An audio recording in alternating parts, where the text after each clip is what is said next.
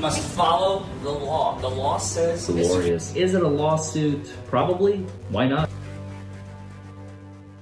Well, hello everybody, and welcome back to Buckle Up, It's the Law with attorney Larry Forman. Folks, today we are going to hear from Karen Reed's lawyers. Specifically, Alan Jackson and Damon Seligson did a very brief interview, and we're going to dive in, dissect it. The interview was immediately after the hearing. If you have not seen the hearing, it has gone viral on my channel. It is approaching 250,000 views as we speak. Why? Because it's amazing. Because it's amazing how the plaintiff's lawyer just tries to milk the fact that the O'Keeffes have been hurt. And yes, they have. And yes, they do deserve justice. But they're going after the wrong people again. For the third time now in a civil arena, the O'Keeffes are suing Karen Reed for the death of their son. If you don't know what I'm talking about, folks, go check out that video. It will be in the description below, and you will have access to it if you have not seen it. It is just an embarrassment. They need to go after the McCabe's, after the Alberts, the real criminals in all of this, and instead they're going after Karen. Again, are you joking? So, as a result of all their antics, when you are in criminal court, unfortunately, your hands are tied as the litigant. You are the one being prosecuted. You are the one on the defensive. The judge gets to call all the shots. And we know that Judge Beverly Cannoni, also known as Auntie Bev, and she has earned that nickname for a very simple reason. Because she has been siding with the McCabe's and the Alberts the entire trial, pre-trial in 2023, 2024, 2025, this year. It's just annoying as heck. I mean, they tried, Alan Jackson and David Yannetti and then later Robert Alessi, they tried to bring in the third-party culprit defense. The court said, no, I refuse. Thou shalt not pass. My corruption. Anyway, the problem with that, folks, is that the real criminals are still at large. The real killers are still at large. The real people who killed John O'Keefe are still out there. And so the beautiful thing about civil defense and civil prosecution is that you can bring in other people. Yeah. You can file motions. I mean, the court can always say no, sure. But the arena is wide open. If you say, Judge, we'd like to bring in the real criminals, the real people who have committed these atrocities against John O'Keefe into this case, because Karen Reed is not the one responsible, it is them. And the judge says, okay, I don't like it. It's going to make matters a whole lot more complicated, but I'm going to let them in. Why? Because I am fair. Well, if that's the case, then by all means, this is Karen's opportunity. This is her time to shine. This is her time to fight. And we are going to go over this interview right now. Let's dive in. Let's dissect it together and see. Because Karen is done being on the defense. Karen is attacking. Unleash the hounds! Poor girl. So you need a whole change in tactic, right? They just swarmed I her. think we're a little offensive during the criminal trial. And how does that work? That's I need a fullback. hang on. Y'all didn't even let her get a blocking back. My lord. We can move quicker. Alan, can you help me understand what an affirmative claim is? What an affirmative claim is? It's an affirmative claim against third-party individuals. That's exactly what we intend to bring. But the idea is to get... Okay, so affirmative claim against third-party individuals. Remember, they tried to do it in the criminal trial, and because of the corruption of Auntie Bev, she refused to let them in, the Alberts and the McCabe's, Higgins, etc., Proctor. She refused to let any of them in, so this time, they're dragging them by the neck, by the throat, into the civil litigation that the O'Keeffes are perpetrating against Karen. It's funny because it's not funny at all, but you'll see what I mean in a second. It's funny and ironic because the O'Keeffes are actually going to be helping Karen Reed now. By suing her in civil court for wrongful death and intentional infliction of emotional distress, negligent infliction of emotional distress, and reckless infliction of emotional distress and all that stuff, they're actually going to help Karen. Here's how. Karen can now implicate and bring in the McCabe's, the Alberts, etc. into the lawsuit, depose them, ask them questions questions that the prosecutor never thought of asking them questions that every time the judge would be like, okay, I'm stopping I'm terminating your questioning, Mr. Jackson. Mr. Jackson, move on, please. Mr. Jackson, that is enough out of you. Mr. Jackson, Mr. Jackson, Mr. Jackson. No more. That's it. There is no more of that. At depositions, no one can protect you. I mean, your lawyer can try, but depositions, once they start, you're going to be wide open. You're going to have a target. And I am telling you, folks, I have a sneaking suspicion, and I might be wrong. I've been wrong before. But somebody is going to flip. Somebody is just going to get too scared for their own skin. There's just too many people involved. There's just too many people involved. You really think that one of them is not going to go, you know what? You guys can go to jail for the rest of your lives. I'll take a 10-year sentence and then be out in 7. At least I'll have my life, or what's left of it. You really think, or maybe even less than that, who knows? I guarantee if somebody comes forward and confesses that they know something, especially if they were just a tangential witness, they're going to get a much more lenient sentence. They're still going to go to prison.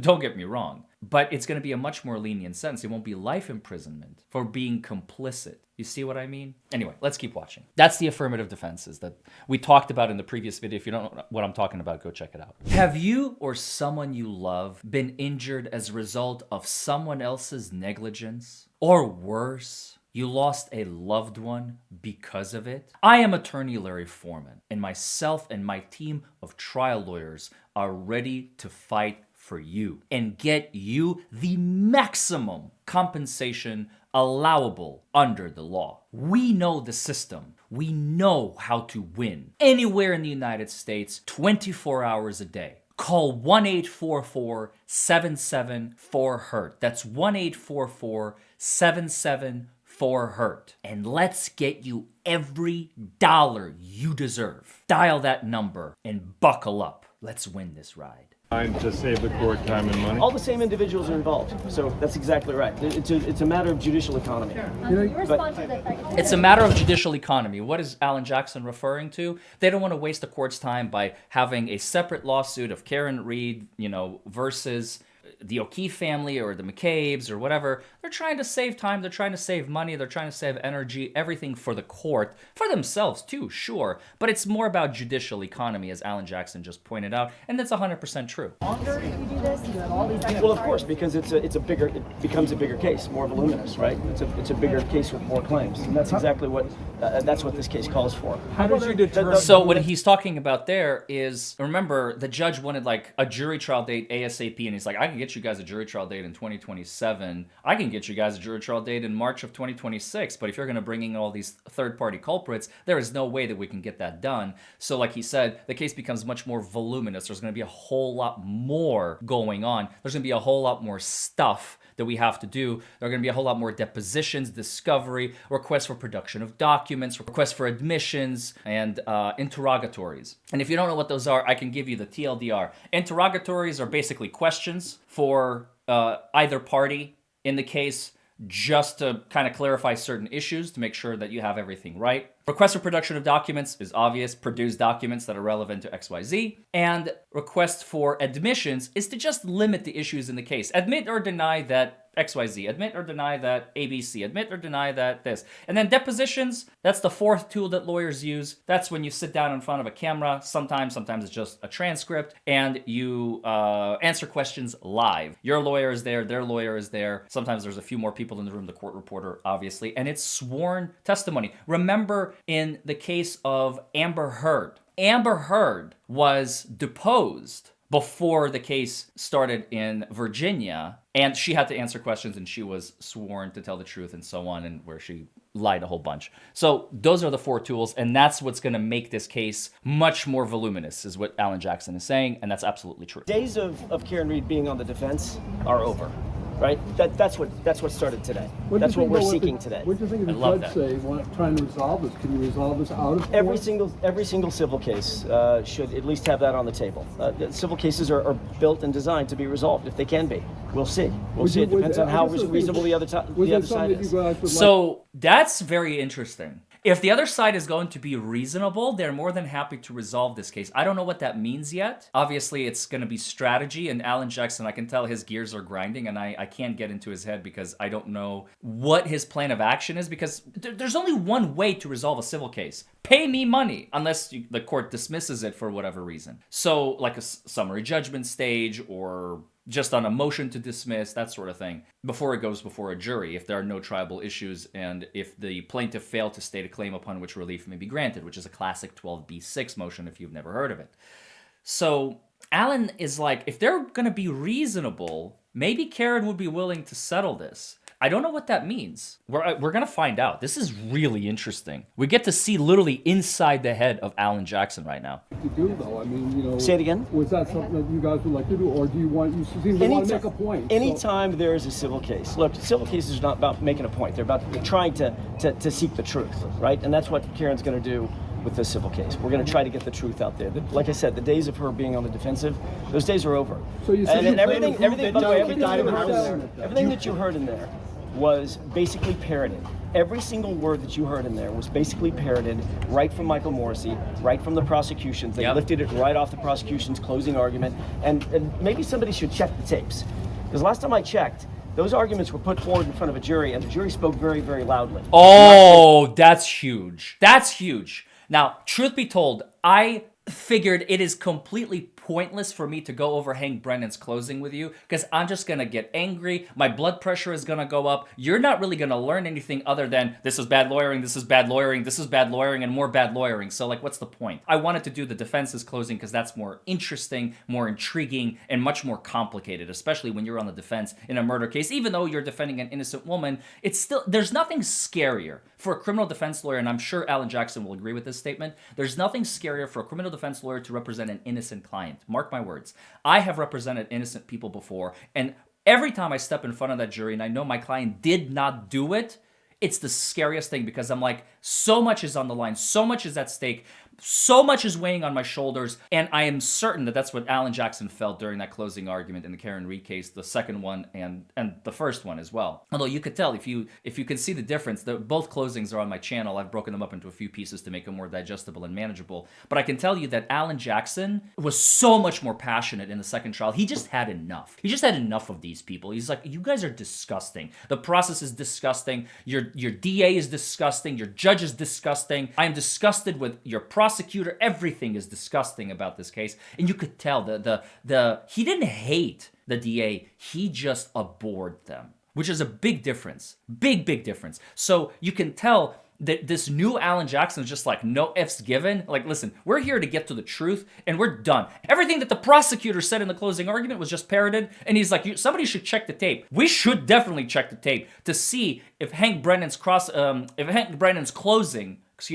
parrots what the plaintiff's lawyer said in the courtroom. I am very interested to know, so if you want to let me know in the comments below, don't forget to like this video, comment below, subscribe to the channel. Let me know in the comments below if you have any evidence of parallel between Hank Brennan's closing argument and not Alan Jackson, but the plaintiff's lawyer's arguments in court a couple of days ago. I'm going to be very, very interested to find out if it's like literally word for word. Like I said, I have not heard Hank Brennan's closing. It's a waste of my time. I think it's a waste of your time, but I know some of you have seen it, so if you have, please let us know. I would be very interested to know. And not just not guilty when the jurors were asked, innocent. Those claims are false, and they were proven false, and they will be proven false again. But in terms of what you just asked, should this case be resolved, we're always open to resolution. We'll see. It depends on how reasonable the other side is. Damon, we gotta go. Damon, did you want to say anything? I mean, you've been sort of point person on this, or? Well, Alan said it all as in its perfect way. So, what we're trying to do is make sure that Karen is well defended, and that the claims that we have to pursue for her affirmatively are brought in the same proceeding in the most efficient, judicious way. So he's saying everything that Alan just said, just using different words. We're bringing the real culprits into the civil case to save time, to save money, to save judicial resources, to make everyone's life easier, except for the Alberts and the McCabe's. So that her day in court is fully and fairly adjudicated. But And if you combine these cases, isn't that unfair to the O'Keefes? not at all, not at all. Part of her defense is that somebody else put her in this situation. And so that's when I said it's not your typical wrongful death action.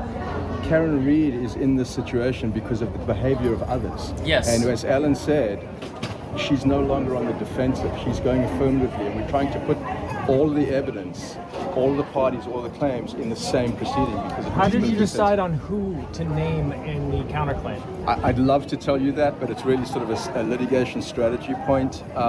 So unfortunately, I cannot get into sort of discussions behind the scenes. That's very important. The reporter was like, why did you pick those names? And Damon is like, as much as I'd love to tell you, buddy, this is our strategy. I cannot reveal our strategy because as soon as I tell you what our strategy is, guess what? The other side is going to start preparing and they're going to start machinating and manipulating, and Jennifer McCabe, the matriarch of the McAlberts, is going to start conniving and preparing witnesses in the way that she does, creating a timeline, polishing the timeline. You know, their lives are already consumed with this case. She has no trouble being the ringleader once again, bringing everybody together and making sure everybody's got their stories straight, just like she did in the first trial. If you don't believe me, just watch. I have one short that has gone viral since I posted it. It's literally Jennifer McCabe and Matthew McCabe saying the exact same script, word for word, in the first trial. And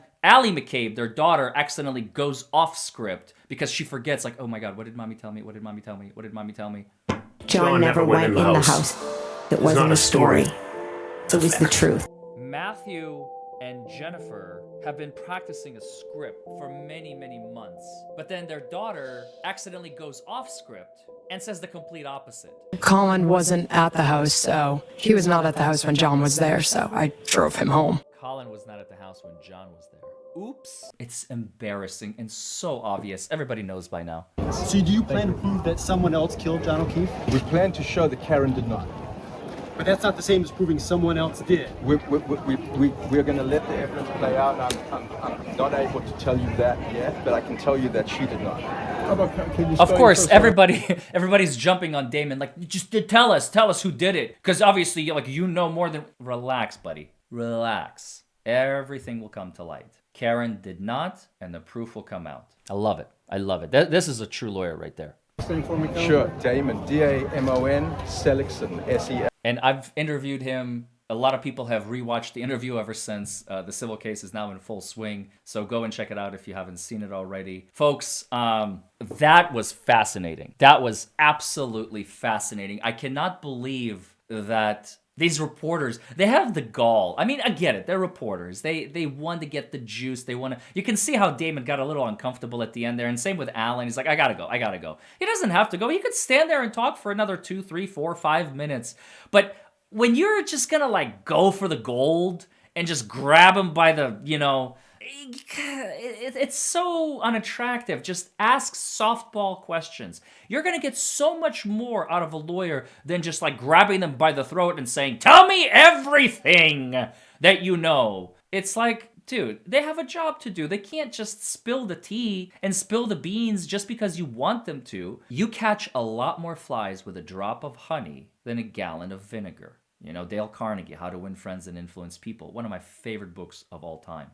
Along with Sun Tzu's The Art of War. Those are my 2 books that I, every single year, I reread or re-listen. I usually listen to it on audio when I'm on the road. I listen to those books over again because they're so powerful. They're so telling. Strategic moves. These reporters, they need to tone it down a little bit. This interview was 3 minutes. It could have easily been a 12-minute interview of both Alan and Damon, if only they just kind of toned their rhetoric down a little bit. I know everybody wants to get the real killers, but this is not how you go about it, Mr. and Ms. Reporter. Okay? So anyway, that's my 2 cents on that. Folks, as always, I hope you learned something. This case is a case that just keeps on giving. I am telling you, I thought the O'Keefes would drop this lawsuit. Once the acquittal came through, I thought the O'Keefes would drop the lawsuit. And much like Lindsay Gaetani accidentally did a massive, colossal assistance in Aidan Carney's prosecution by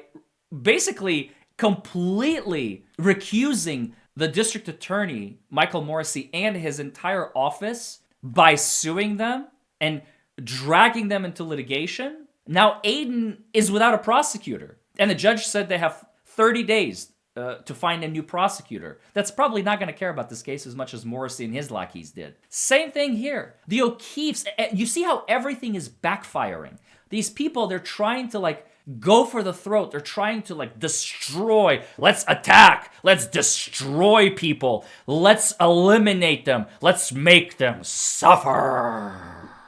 Love wins over anger 99.99, if not 100% of the time. Forgive, forget, find the real culprits. Go after the real people. Don't go after the good guys. You're only hurting yourself. Look at what the O'Keefes have done. The O'Keefes have tried so hard to avoid harassing, if you will, the McCabe's and the Alberts for whatever reason. I don't know what Peggy and Paul are thinking. I don't know if they're just helping them out or they really don't care anymore. I don't know. I'm not inside their heads. I don't know what they're thinking. They lost their loved one. They lost John O'Keefe. And instead of going after justice, they're going after the wrong woman. Again and again. And now a third time. Like, why? It doesn't help you. Just drop it. You're only hurting the McCabe's and the Alberts again because they're going to be dragged into this suit. They're back in action. They finally, like, after the case was over, yes, Karen didn't get convicted, but at least they can breathe a sigh of relief, they thought. Back in June, they're like, okay, well, at least it's over. At least it's done. At least we can relax. We can breathe. And Damon Seligson and Alan Jackson said, you, come in here. We're not done with you. So with that, folks, I hope you all learned something. I love every single one of you, and I will see you all in the next video. Bye, everybody.